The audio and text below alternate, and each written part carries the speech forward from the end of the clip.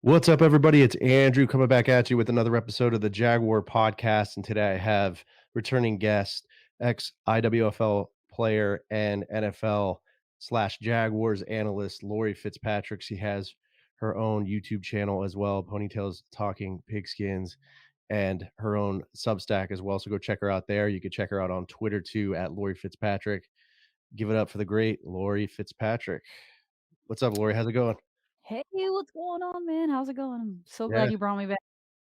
Yeah, it's always fun talking Jags and football with you. Yeah, man, I'm excited for literally everything. I'm so hyped the way the season ended last or how the season ended last season and then, the draft and now upcoming season. So I'm excited to kind of get going. Everything's kind of starting again since the draft ended. So, yeah, I'm excited, man. Yeah, how do you feel about the Jags winning the division and that little playoff run? It was pretty unexpected, I feel like. Yeah, that was absolutely insane. I just didn't see it coming. To be honest, uh, you know, being like a resident of South Jersey in the Philadelphia suburbs area, like I kind of always knew, obviously, that Doug Peterson had what it takes to be able to lead a team. Obviously, because he won with the Eagles, and so I was excited for the moment that they announced Doug Peterson was the head coach. Because I knew he would be able to turn things around. I just had no idea that it would happen so quickly. So that was a bit of a surprise. And I'm glad that it took place like late instead of like starting out with a bunch of wins and then like falling off towards the end of the season. Like it just happened perfectly. Getting a bunch of losses early, and then them deciding, okay, we're not going to deal with this crap anymore. Let's pull it together. And then they were able to kind of end the season with a high. So yeah, it was absolutely unbelievable. One of the funnest seasons that I remember. Um, I I do kind of wish there was a little bit of that Saxonville feel. Yeah. But obviously, every team and every generation is going to be different. So, now it's more about the offensive side of the ball and less about the defensive side of the ball. I'm just hoping they're able to kind of bring that spark back with the pass rush next year. Yeah, exactly. I mean, it's something I feel like we need to work on. I mean, it just didn't feel like we could get to the quarterback as much. I mean, there were games there where Roy Robertson Harris was having like a really good, I think it was what the Chargers game where he had a sack there, had one in the Titans game as well. And he was kind of heating up. And then, but we didn't have anybody kind of like, an Ngakwe or like a Calais Campbell, that was just, getting to the quarterback. So I feel like Yeah, we need help in the interior pass rush and even on the outside as well. yeah, I feel like, I think it was the fumbles that they didn't really produce, as many fumbles as I would have liked. What was it? 13? Or no, that was actually on offense that they had 13 fumbles. But I think it was just turnovers in general on defense that they needed to kind of produce a little bit more. Um, Even though I think they were like top 10 with the turnover differential, but I just feel like they weren't forcing it like you said with Ngakwe. He used to be able to force fumbles on the pass rush, and that just didn't happen. They were I think they were too reliant on the offense to kind of scoring all the points instead of really preventing offenses, from scoring points. I think it's really just about, obviously rushing the quarterback. So that was a huge need. I thought that they would kind of address that a little bit earlier in the draft. But they ended up getting some solid guys. So, we'll kind of see how that turns out when the season approaches. Yeah, I was really surprised that, one, they obviously didn't really address the interior pass rush there with like a defensive tackle that can get upfield. I also feel like they didn't address corner, which I was thinking they would definitely hit in the first round there with like Deontay Banks and all those all those really great corners, but they didn't really do that. They went offensive tackle, obviously, because of Cam Robinson's suspension there, which was unfortunate and kind of screwed everything up. I feel like for the Jaguars, kind of. but, they were able to get Anton Harrison, who's a great tackle, I think. I think he'll be I probably suspect they're gonna move him over to the right side and then move Walker over to left because that's kind of Walker's, um, he has the most experience there. So that'll be interesting to watch. What are your thoughts on Anton Harrison? I mean, I think he's one of the best prospects, for offensive, tackle, that was in the draft. He's really young, so he has a really high upside. He's not like the biggest guy. I think he's only 6'4", which is kinda surprising, when you think about, like really good offensive tackles, especially like on the left side, even though he will probably end up playing on the right. But 6'4" isn't really that tall. There are, pass rushers that are like 6'5", and they don't really, get much taller than that. But generally, you want to have the bigger guy on the offensive side of the ball, obviously protecting the quarterback. But he is 315 pounds, and he can move pretty quickly. So I think it's better that they have more of a pass protector rather than a like a run guy. I think Cam Robinson was a better uh you know I think he was better when it comes to like blocking for the run, like a run blocker. I like the fact that they picked up more of a pass protection type of guy. Just because there were times where Cam was kind of a liability out there when Trevor tried to stay in the pocket. There was that one play where his knee almost got like looks like his Yeah. ACL almost got taken off, and that was a blown block by Cam Robinson. So, he is a great I think he's a really good tackle, obviously, but I think it's good that they went this direction. Um, it's better that they get someone that they can build with. These guys are usually good to go as soon as they get drafted.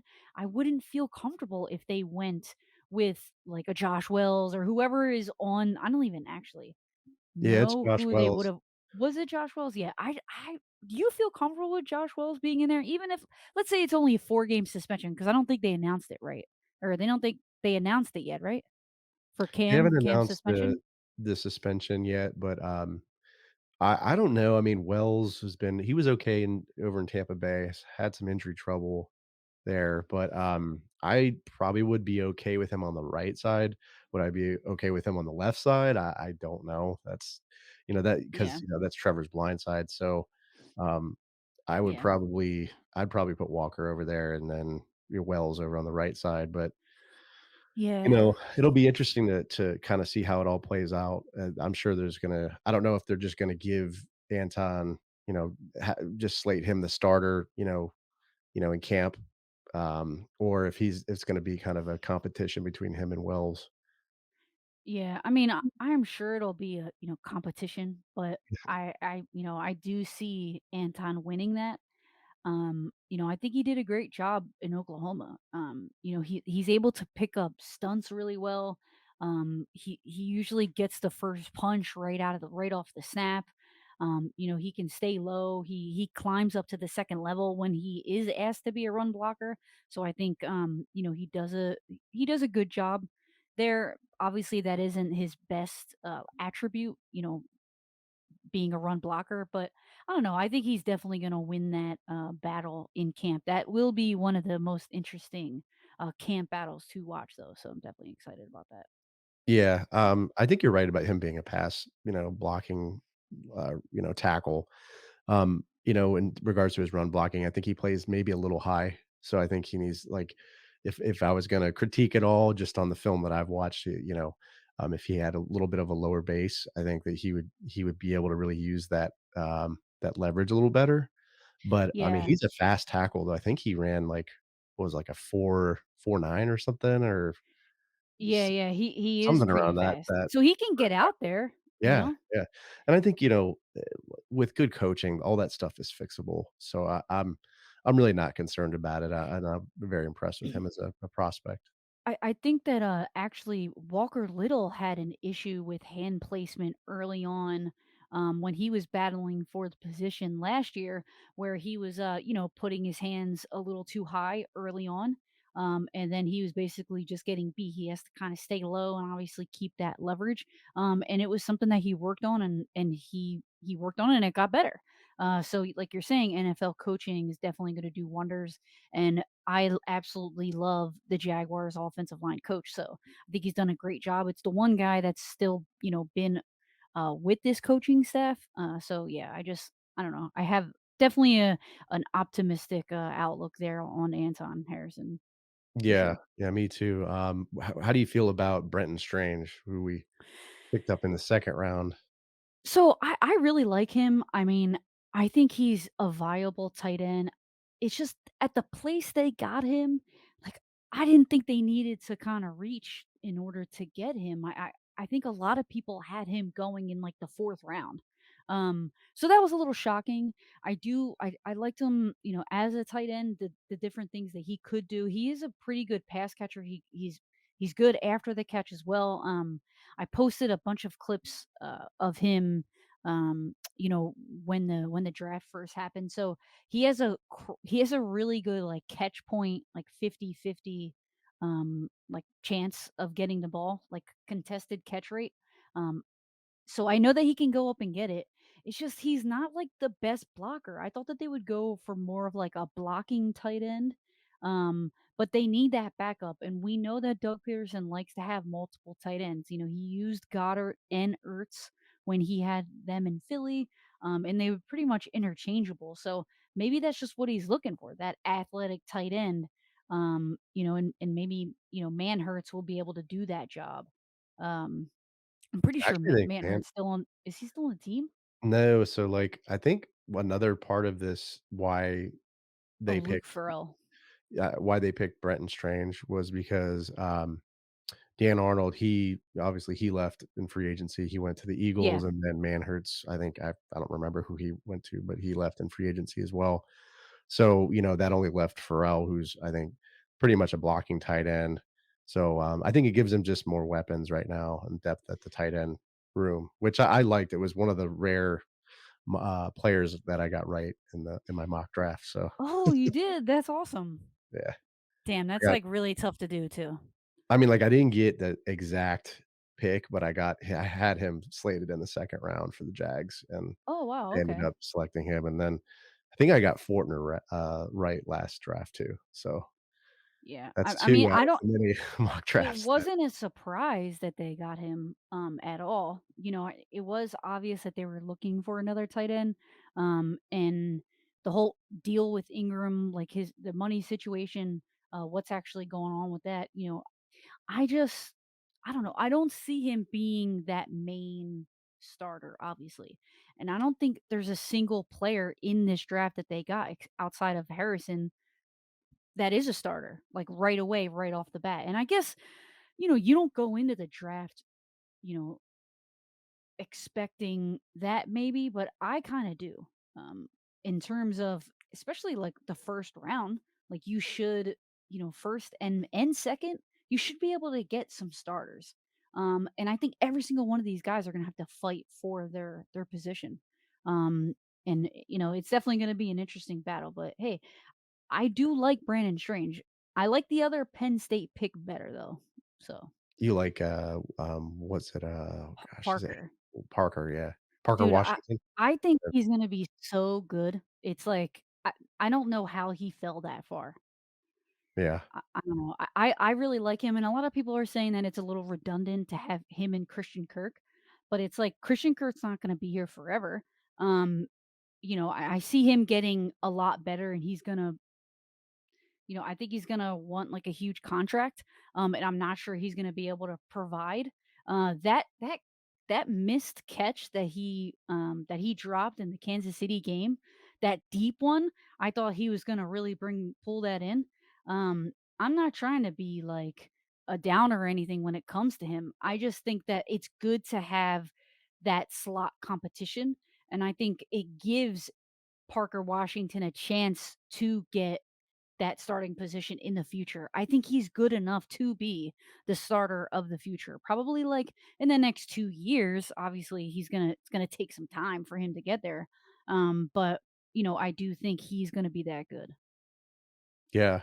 Yeah, I definitely liked his film, explosive, had some really insane catches there, so That's the best part about his game is how solid of a catcher he is. Um, there were times where the Penn State quarterback, wasn't able to get the ball to him. They were behind him, and he somehow still got his arm out there to pull it in. Like he's absolutely fantastic and such a good route runner too. So I yeah. think that's going to be a better turnout um, than people think. Yeah, maybe he's one of those kind of sleeper draft picks that really Yeah, just could be explodes onto the wrong. scene. Yeah. Yeah, No, I exactly. think you're onto something, how do you feel about how do you feel about the secondary? That was one of my main concerns, coming into this draft, before obviously Cam Robinson got suspended, and that was a pretty high priority addressing that spot. But if they didn't draft at tackle, I saw the Jaguars drafting at corner. And, not knocking our secondary, but I feel like we need someone like another corner to complement, um, Tyson Campbell to lock down, those opponents' ace wide receivers, like, for example, when we played Philly, AJ Brown, like that guy, um, he's, a number 1, and I feel like, and I'm not knocking Darius Williams at all. I mean, I feel like he's a really good corner as well, like a really nice rotational piece in the secondary. But, I just felt like, I don't know, I felt like we needed maybe just a little more help there. Yeah, no, I definitely agree. So, I thought that they were gonna maybe go after one of the top corners and just have him play the slot, the nickel. Because I mean, I don't mind Darius playing that outside, especially because when he moved from nickel to outside, like his stats went up like incredibly. Yeah, he did Like better. yeah, it was a lot better. So I think that he has the potential to be okay. Um, I think covering the tight end was more of a priority to me. So, like, I would have liked them to draft a safety, um, like, higher up on the board. I think Antonio Johnson was where they got that position, and the Jaguars, they got really far into the playoffs, obviously, that divisional game, but they were 32nd against the tight end, like, in the league, they were 32nd, so they gave up the most yards per game to tight ends. I think it was 64 yards per game to tight ends, um, and so that's just, like that's a huge that's a lot, in my opinion. That's, like that's gigantic, especially with, you know, tight ends right now kinda being a bigger part of the game. Like, you need to have 3 corners, and I just don't feel confident in Trey Herndon, and they gave him an extension on his contract or they renewed his contract, whatever it was. That's the one thing that I just, like, did not agree with at all. Um, but in general, I do agree with you because even against the number 1 wide receivers, the Jaguars ranked 28th, giving up 65 yards. So, I think all around, they just need a guy to come in and compete. Um, Tyson is obviously a really good corner, but yeah, they needed someone just a lot better, and I just feel like the way that the draft went down and that Cam Robinson, suspension, like you mentioned earlier, I think it really threw a wrench in everything. Yeah. They obviously knew that was happening because, that they went with Anton. Um, and this wasn't the draft that they were going to uh, be able to fix everything on the defense. It just wasn't the draft that they were going to be able to do it with. I think this was one of the worst, like, drafts in a while in terms of the ability of the players. Like, it just wasn't a good draft in general. I think the depth, like, it just wasn't as good as it is previous years. Like, there was no Sauce Gardner at all. There was nobody that was even remotely close to his abilities. I mean, there was one of my favorite corners was Devin Witherspoon. He's just a pure hitter. Um, but, you know, outside of his hitting ability, it's not like he was an amazing shutdown corner. And so there wasn't like those outstanding guys. So I just don't think they were going to be able to get it anyway. So I think that's why they really went offense for the first like 3 rounds. Which, was surprising. And I just totally agree with you in terms of like not filling those needs on the defensive side of the ball. Whether that's the defensive line, that's the defensive backs, I'm pretty disappointed, if I'm honest, that they didn't address that more. But then, go back to the argument I just stated. Was this the draft to be able to do that? And I think the answer is no. So I think they did the best that they could. That's why I kind of give them like a B, B minus. Um, It's kinda weird, I was gonna go with the same, I was gonna go with the same grade there, so, yeah, I think we're thinking on the same wavelength, there, but yeah, I agree with you, I mean, and I think Darius Williams is a good corner, I think w maybe can get kind of sometimes physically outmatched, for mhm, those exactly. taller wide receivers, so that's really why I wanted to um, address that position to just get some help there, but, we'll see how it goes, I mean, again, like you said, we have this, Antonio Johnson out of what's it, Mississippi State or A&M, sorry, right? Was it Yeah. A&M?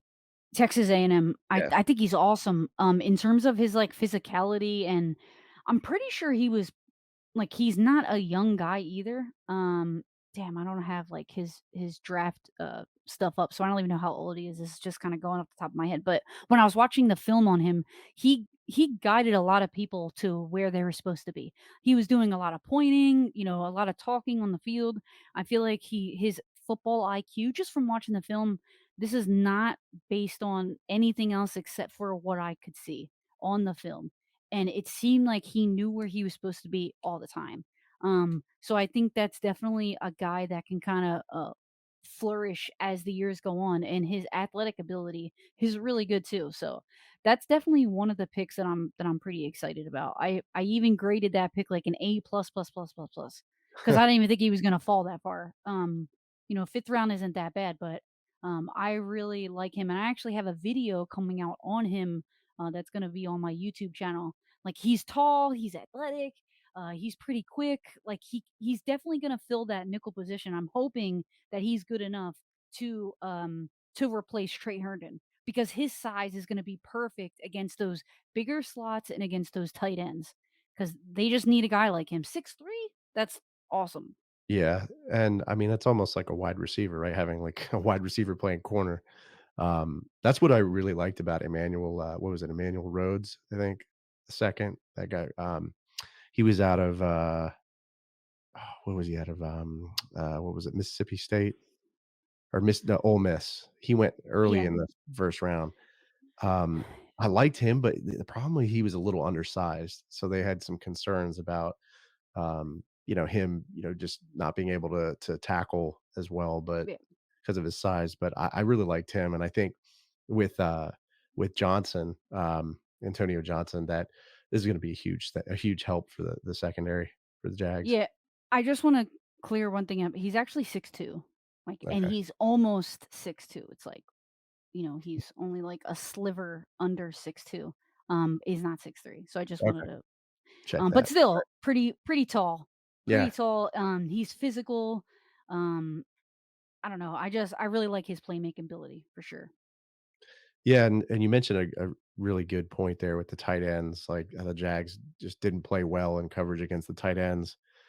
I mean, in that Kansas City game, it's like they couldn't cover Kelsey. It's like, I don't know if they just weren't putting anybody on him or, I was like, "Put somebody on him, like, put Devin Lloyd on him, like, jam him up on the line." Somebody. It's just like he was just getting a free release every single time and going over the middle and it just was wide open every single time.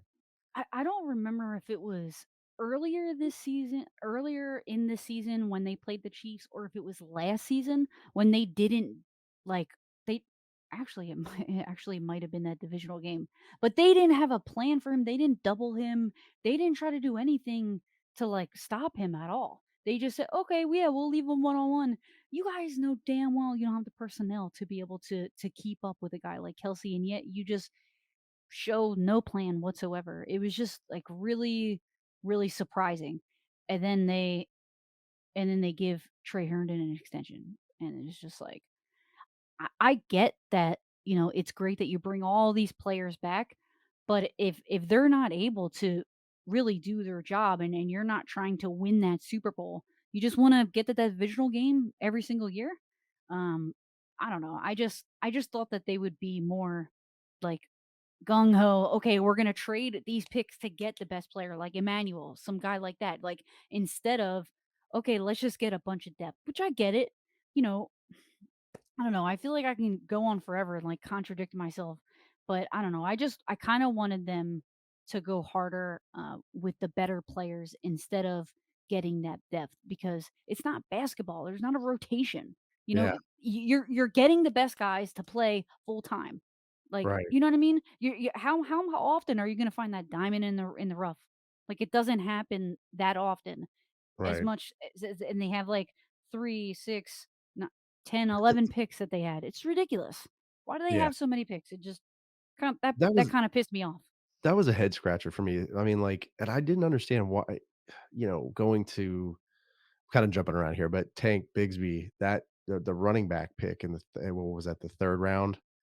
Um, I like him. I like his film. I think he's a great athlete. I mean, but why are you gonna pick a running back when you have 4 running backs already? You have Travis Etienne, you have Snoop Connor, you have JaMychal Hasty, and then you Yeah, have but Dearness Johnson that we they're picked not up. good, though. I mean, Dearness Johnson, I Dearness think Johnson's, yeah, he's I good. actually forgot about him until just now, because I backed that pick of Tank, because I don't think that their running back room is good enough, and with the way that ETN ends plays, that's that's concerning.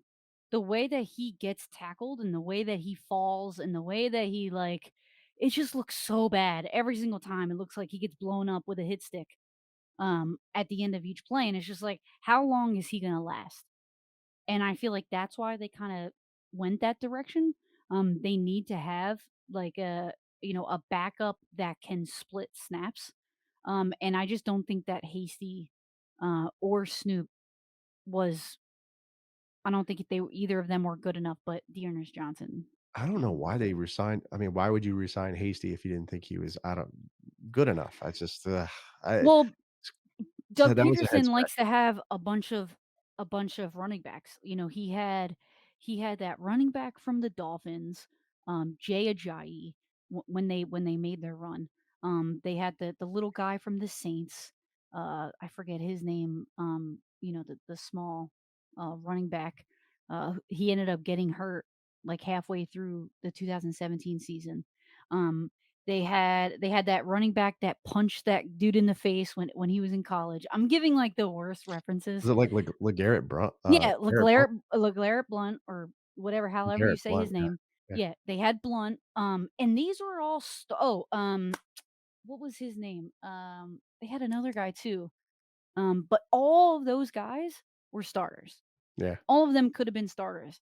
And I don't think Hasty is a starter. Snoop is definitely not a starter. Dearness Johnson, maybe. I think Tank could, I think he could be. We'll see kind of how he does, but he pretty much ran the entire Auburn offense. They just gave it to him like on almost every single play. So I think he has it in him. He has the durability to be able to split those snaps. Um, I don't know. I was more mad about ETN's pick last year than I was about Tank uh, Bigsby Yeah, this year, gotcha, okay. So then, one other draft pick I wanted this to talk about was Yasir Abdullah. Um, I don't know, I think he could be another potential sleeper, draft pick there, and for could, sure. he gets to the quarterback. I mean, um, lots of speed there and can rush the outside. Little undersized, but I think he has a pretty crazy motor. I mean, he's just, Dude, that's what I have next to him, high motor, yeah, for sure. He runs a 4.53 40, which I think is, like, faster than all the running backs that are on the Jaguars offense, which is hilarious. But this dude does nothing but produce. 14.5 tackles for loss, 9.5 sacks, 3 forced fumbles, 2 interceptions. Like, how did I don't understand how he dropped as much as he did. 19% pressure rate. Yeah. Absolutely ridiculous. He's gonna play the edge in a 3-4 system. He's gonna be inside of the outside linebackers, and if they ever put a four-man front, he'll be able to play that edge, like, if they decide to, take out Josh Allen. But I think he's definitely gonna be one of those guys, that, like you said, he's gonna be better than what, people think. He has a really good speed rush. It's just how with that stat line, how do you fall to the to the to the round that what I round think 5? round 5, I think I mean, his pick size. 1, Yeah, I think his size was a bit of a concern, but I mean, 6'1", yeah. not But I good. can see him, I mean, we need somebody on the outside, like outside contain for to minimize guys like, Lamar Jackson or like a Patrick Mahomes to be able to, like, just chase them down because I feel like Yeah. we don't have that right now, and we need that. Yeah, so actually he might actually come in as an outside linebacker because he can play that off-ball linebacker position. He even, I think, ran out in coverage a couple times, and he had a couple breakups in college. Like, he literally, was able to kinda, guard the sideline when I don't remember if it was a running back or a tight end that he ended up covering, but there's that one, like, really good play that he had when he was in coverage. So yeah, I definitely like that pick like a lot. That's why I feel like the second half of the draft, they just killed it, man. They just like they did such a great job. Abdullah, Antonio Johnson, Parker Washington, like those three picks. Oh man, so solid. Yeah. Yeah, I agree. So, how do you feel about, this team, after the draft? Do you feel like this is are the Jags better than they were last year? Like, how do you kind of think they fare for the upcoming 2023 season? Yeah, I think they're gonna be better, but I also think teams, are gonna play them better. They're not gonna be, caught off guard with how good they are. It's not gonna be, "Oh, this is our off week because we're playing the Jags." So that's gonna be a little bit different. It's like how teams play against LeBron, they play their best no matter what, so you're always gonna get the best of the best. They didn't really get that last year, until, like, towards the end of the season. So I think obviously they're not going to be, a sleeper team like they were. Um, but I think they're definitely going to be solid. I think that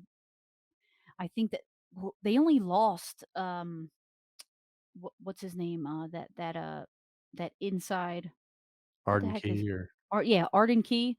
And I think that they expect maybe Tyler Lacey, that pick, to kind of maybe come in and not like obviously just replace him, but I think that he's a versatile defensive lineman that can play, a bunch of different shades within, the interior defensive line. I think he's definitely a guy that could be that type of player, just in terms of his versatility. That's all. yeah. Um, but yeah, only losing really him, and a couple, the tight ends. I think it's definitely a good sign. I think we're all just kind of disappointed that they didn't get that like lock in defensive player that we all thought that they were going to go after. I think every single mock draft had them taking a corner, at least in the first 3 rounds. But overall, I do think they're better. Um, I think they're going to have a better record than they had last year, and it's solely on Calvin Ridley.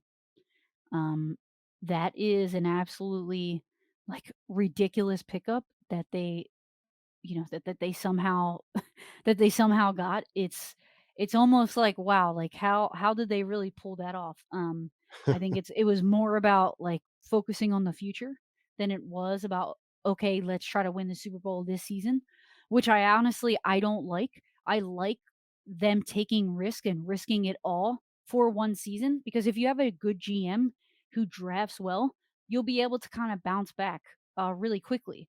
Um, and I think they have that now, like, in terms of just the coaching and, their front office. Um, so I don't agree with them not getting a really big guy that in those first 1 or 2 rounds, but I think they are better overall, especially with the depth. And I think they're gonna have a better outcome in terms of their record. Where they go, 9 and 8? last Yeah. season or 8 and 9. Yeah, so I see them getting they're they're a post 10 win team. You feel like they're post 10 win team? I think yeah, I think so. I mean, it's still a tough schedule, um, but I think they're gonna win more games. I think, somebody brought this up on Twitter. I can't remember who it was, but they were saying, "Can this team gonna beat Kansas City?" Is this a roster that can beat Kansas City?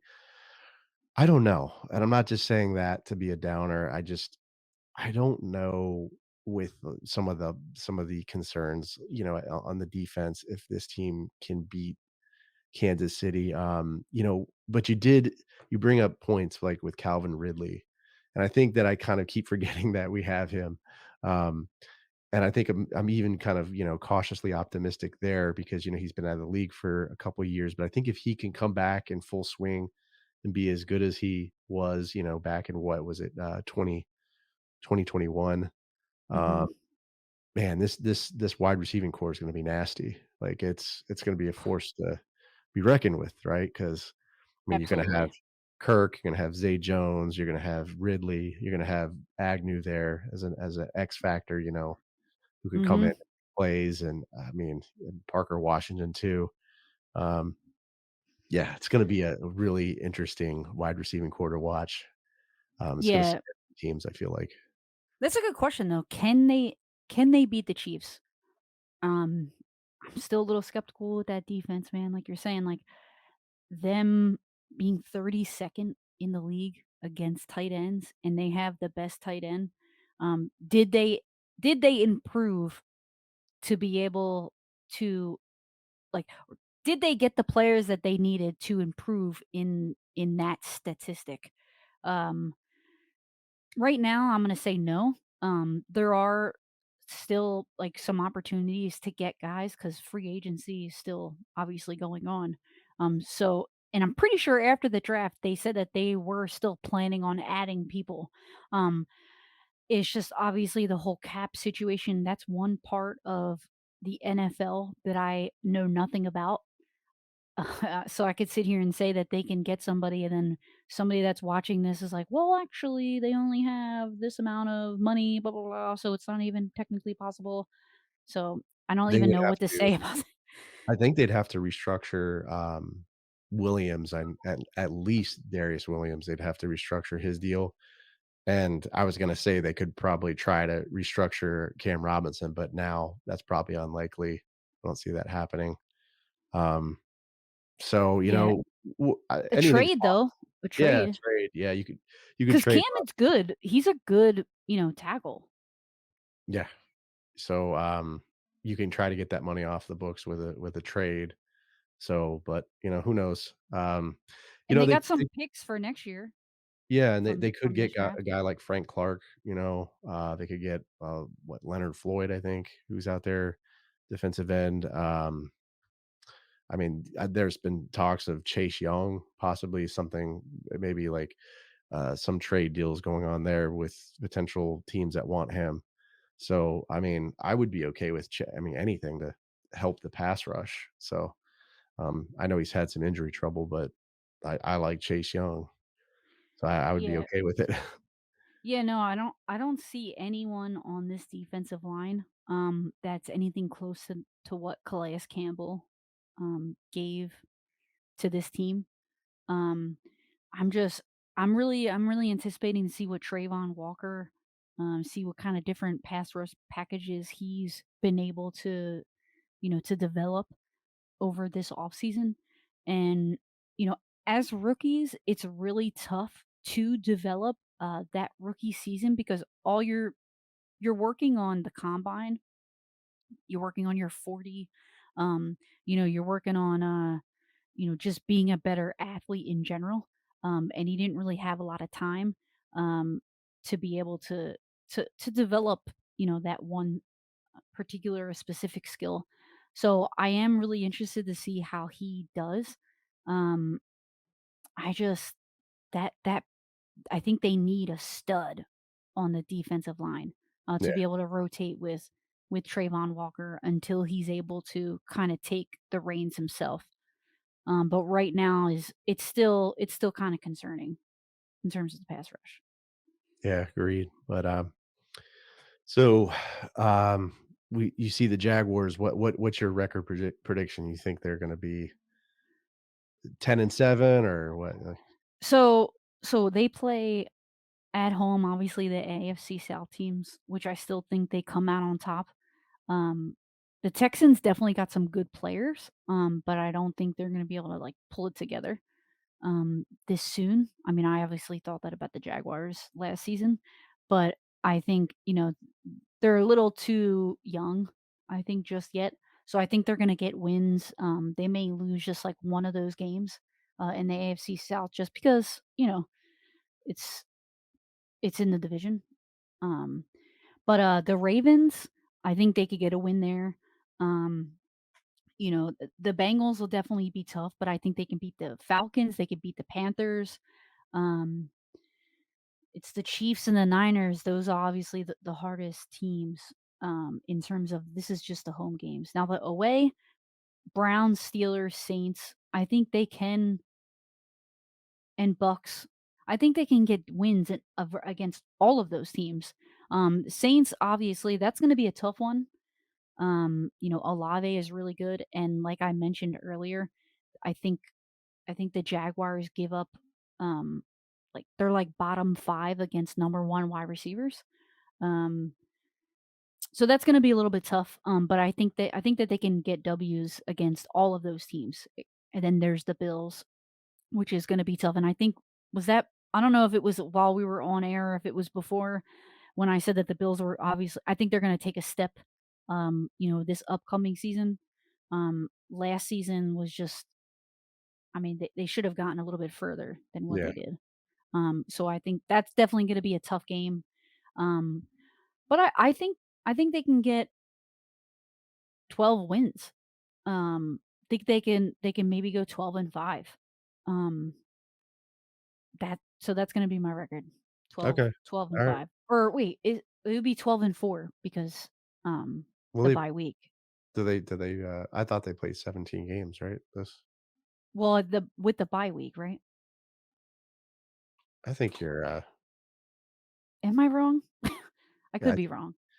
I think it's 12 you to be 12 and or excuse me, what, 13 and I forget what did you say again? Was it 12? Did you say 12 wins? I said, yeah, 12 and either 5 or 4, I guess, depending.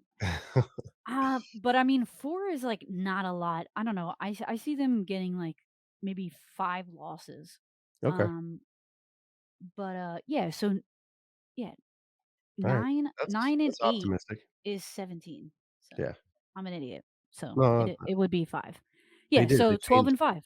yeah, Mhm. 12 and 5. Okay. Yeah, I think maybe I don't know, for me, maybe 11 and 6. I think Okay. maybe they have one kinda game they lie in maybe a game or 2 where they lay an egg, but, um, Yeah, for against sure. a team that they should be kind of like that Detroit game, Oh, last season. So, but hey, yeah. this was awesome, Lori. Thanks for coming on the show again. Always awesome talking Jags with you. Do you have anything you want to promote or any videos you're doing Yeah, guys, release? just go over to my YouTube channel. Like I mentioned, I'm gonna be putting some clips together on Antonio Johnson. I think he's a really surprising pick. I think he's gonna kind of be one to flourish. So that's definitely something to to watch there on my YouTube channel. And then I'm setting up my Substack, so I'm gonna start releasing some articles on that too. So, and obviously on Twitter, guys. That's it. All right.